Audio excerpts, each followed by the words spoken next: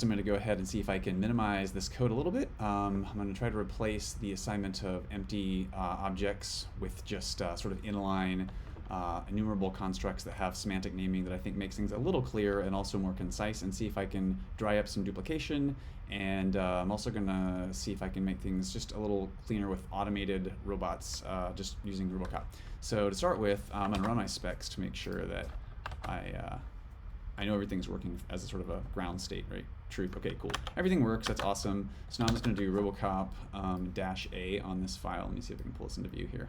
So let me just clear all this out. And RoboCop -a, RoboCop -a. Okay, diff schema. This will do some cool stuff. That cleaned up some stuff that's very messy. What's remaining that I cannot autocorrect? Let me see if I can fix it real quick. So missing top level documentation comment, diff schema. That's this thing here. So it also wants me to do module nesting like this. This is helpful because the module nesting that you have is always going to be the nodes that you hit. So if you have some code inside here that's trying to hit a constant off of API, if this were connected like it just was, it wouldn't hit that. It would see this as a node but not this. So it tends to be a little clearer and less bug prone if you do this. So just one of the RoboCop rules.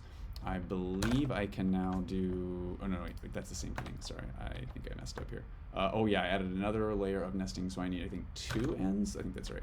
So let me come back here and run this again. That should fix it. Cool.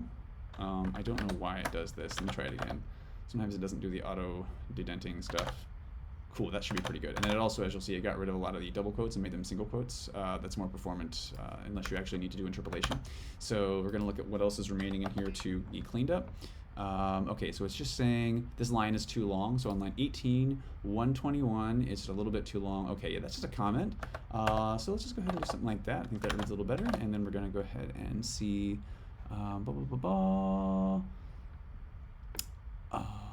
Wait, line 18 is still too long? I don't get it. Wait, I'm just going to clear this to make sure I can read it properly.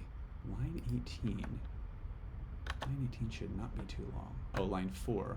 Oh, okay, it wants class level documentation. So it would like you to have something here that says, you know, the diff schema is used for blah. This is meant to be kind of the why, not the what.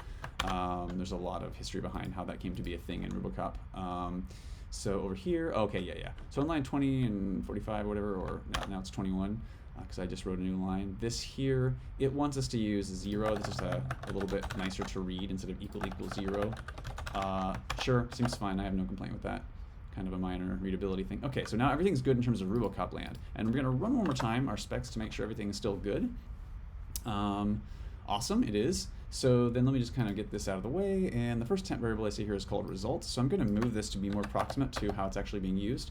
Results doesn't get used till right here, so I'm going to run again, and the test should still pass. Let me go ahead then and just move this in. This would now be like this. So it's going to be new objects. I could probably do this much more quickly and cleanly if I had more command of my editor, but I don't. So I'm going to go ahead now and run my specs. Cool, they're still green, so I'm going to run this, and let's do, oops, let me do this for dead objects.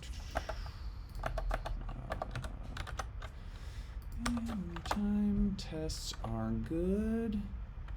Okay, sweet. I'm just going to run RoboCop as I go here, so it'll keep cleaning things up for me as I go and make indentation nice. So now we have results. It's used here to set this field changes thing, and then field changes is used here as you accumulate stuff inside of this iterator thing. So what I'm going to do here is I'm just going to change this over to a thing called field changes as a variable, like this. And so field changes will begin as just this empty string, if I can actually type. And so there we go. So now by doing that, what I can do is I don't have to set results right here. I can set it down at the bottom as the last thing. And the cool thing about that is that if I do this and I say like field changes equals field changes. Okay, that should still work just fine. I'm gonna run my specs, make sure I'm good. That's a nice thing about having good specs is you can refactor your code and yeah, super helpful. So by the way, now I'm doing this assignment, then immediately returning it, so I don't need that. So I'm just gonna inline this temp variable. Beautiful, I'm gonna fix my indentation again. Cool. So now we're going to go back and I'm just going to be 100% sure. Did I just run the specs? They are good. Yes. Okay, so then now I see some things here where I'm making some more inline variables, like I'm saying, okay, I have this L map and R map, and then I'm setting them inside of here. And so what are they? So we have these L obj and R obj things up here that get set, and they're used down here, right? Okay, they're used right here. But if you'll notice, they do left objects.map. Oops, I keep just trying to select and I'm moving things. They say left objects.map x name, whatever. And this also says x name, essentially, more or less. Give me 1 second. Okay, so they also do the same thing. So is there a way that I can actually sort of dry that up? Turns out there is. So first of all, whenever you see objects getting created and things being shoveled into them, essentially that's just a map followed by 2 hash. So how you can change that is just do lmap like this. So lmap equals this, and then I'm going to turn this into a map.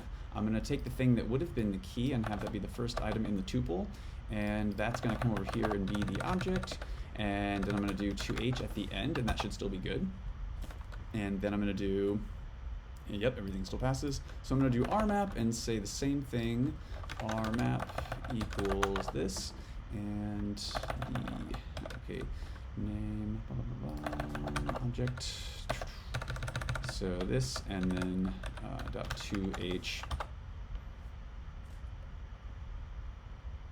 Uh-oh, what did it do? That's why we love test there. So awesome. Okay, I need to do map, not each. All right, here we go. Okay, wonderful. So that's still working.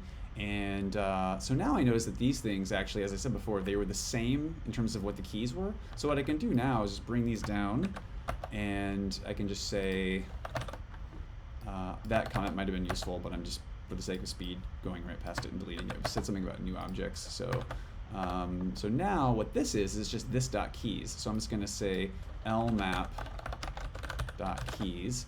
Run my specs, and this is going to be rmap.keys. Once they pass, they're still good. rmap.keys.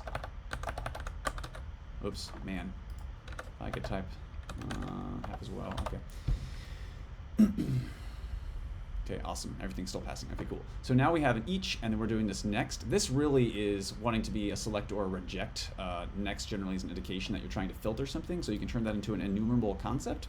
So what I'm going to first of all note here is that when you say next unless blah, blah, blah, what this was saying before is it was saying size greater than 0, I believe, and that's why Robocop turned this into empty, is because it reads better.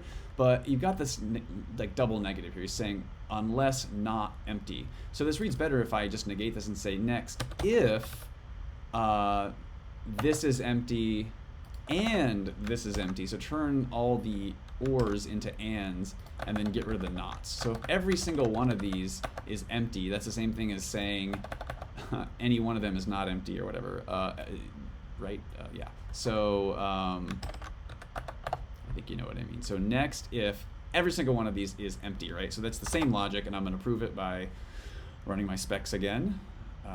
What did I do that was wrong there? I said next if this is empty and, oh, I didn't do this right. I should have deleted that not. Okay, wonderful.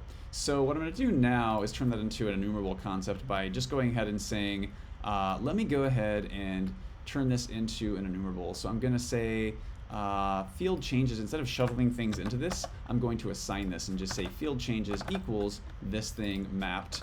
And I'm going to do something like this so it can be a tuple, and it will be the name followed by this hash right here, because you can see this is what I want to be the key, this is what I want to be the value. So that's just asking to be a 2 hash.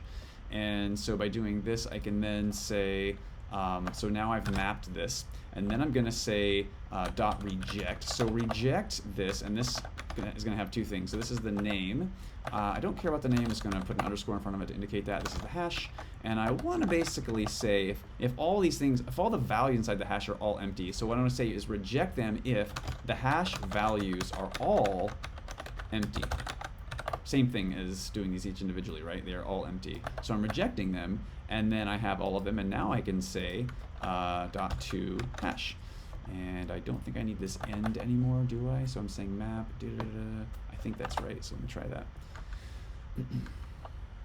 Wonderful, it still works. I'm going to Robocop it up again to get rid of some of my indentation junk.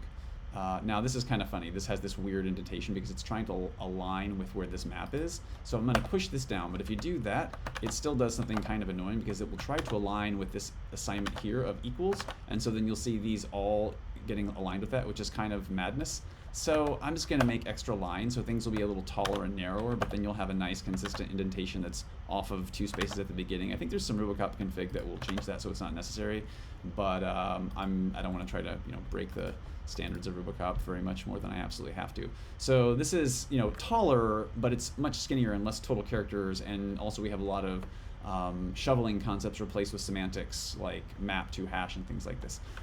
So far I'm liking this pretty well, but I still see some areas where there's duplication. So you'll notice here I have lmap name, then I have lmap name here, then I have rmap name and rmap name. So let's just say, I think this is actually the, typo, I think this is the left table is what this actually is called. So I'm just going to make a variable here. It's going to say replace all 2 occurrences because it sees that this is the same thing as that. So I'm going to call this left table. And then I'm going to do this one and call this, God, if I could just select things without them being dragged. Okay, so right table. And I think that's all still good. Wonderful. Okay, cool. So now I think that's about everything I can really do. But and this is amazing. I just saw something happen with Rubocop that I didn't even think about. Before I was doing a map, and then I was doing 2H. That is exactly what index by is doing. So Rubocop sees this and it replaces it with an index by. So that is really cool. I think that's the only opportunities I have to do that, but that was really cool. And I'm wondering now if there's a chance to do the same thing here, and I guess not, because here I'm saying, oh, I see. I can't index these by name because they're not named things, so I have to do the manual to hash. But I do get a kick out of seeing Rubocop do clever things like that I would have just not noticed. It's a pretty cool tool. So that is that, and thank you for watching.